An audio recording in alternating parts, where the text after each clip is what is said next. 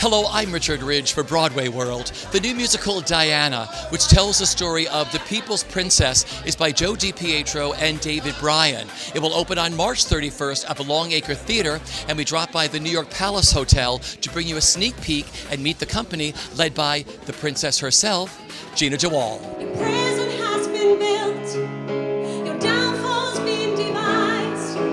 Won't they be surprised when you're underestimated? They minimize your thoughts, they maximize your flaws. The trouble you can cause when you're underestimated.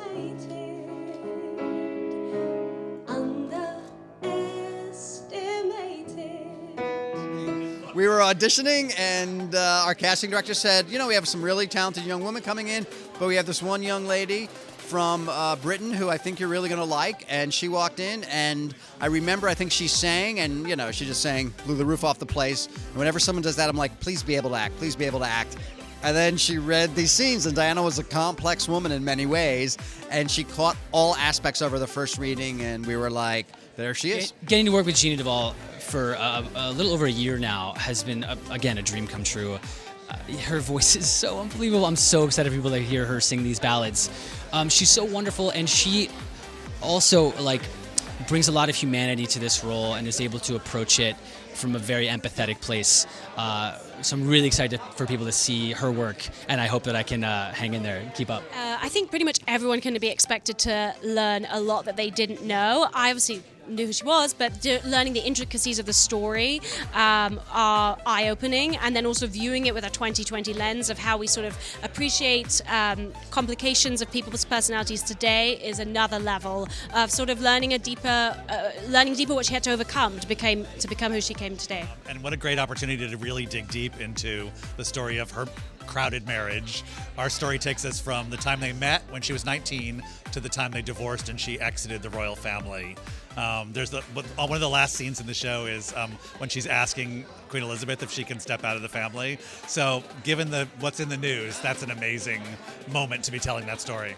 What's been really wonderful is to get back to some of the source material that I can find, like old BBC interviews, old radio interviews of Charles in college, that what led him to the moment where he meets Diana and begins our story at the top of the show.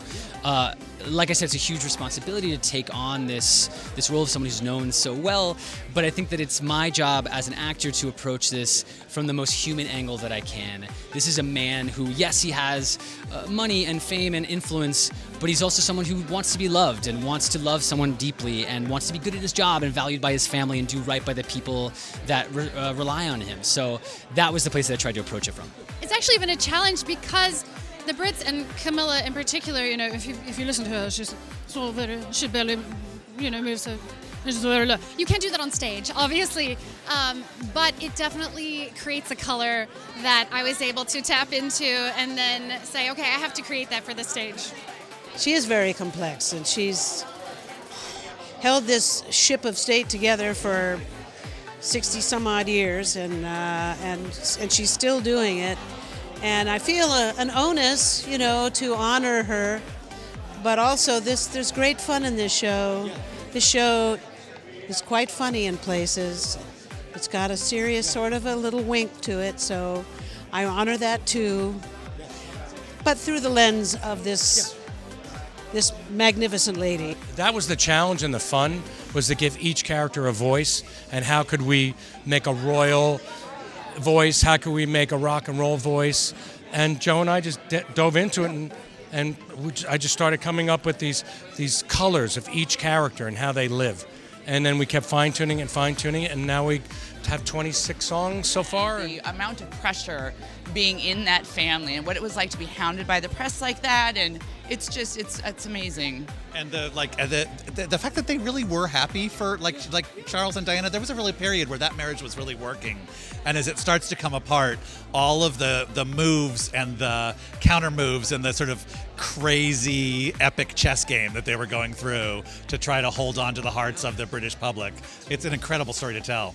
Reading her about her sense of empathy, which was almost superhuman, how she felt about people, really appealed to me, and I'm like, I would love to put a character, especially in these darker times we live in, who has this amazing sense of empathy. There's so much sort of inner workings that goes on with Diana, and very little is actually on the outside. It's all underneath, and really the trick is, how can you portray that to the back row while still sort of holding that perfect dignified posture that she always did. And in many ways, it's just relying on that your body is sort of a hanger and your bones aren't, and really just living in that perfect posture.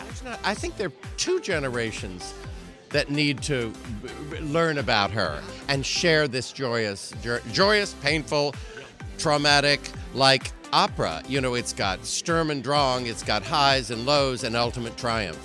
And there's music that goes with that. And to be able to share this story as a musical, as an opera, and in so many mediums, visual, musical, oral, and ultimately to break your heart and to thrill you. And you should leave this evening being thrilled that a person like this lived. You never once stood out, hardly paused a test. Sometimes, though, it's best to be underestimated.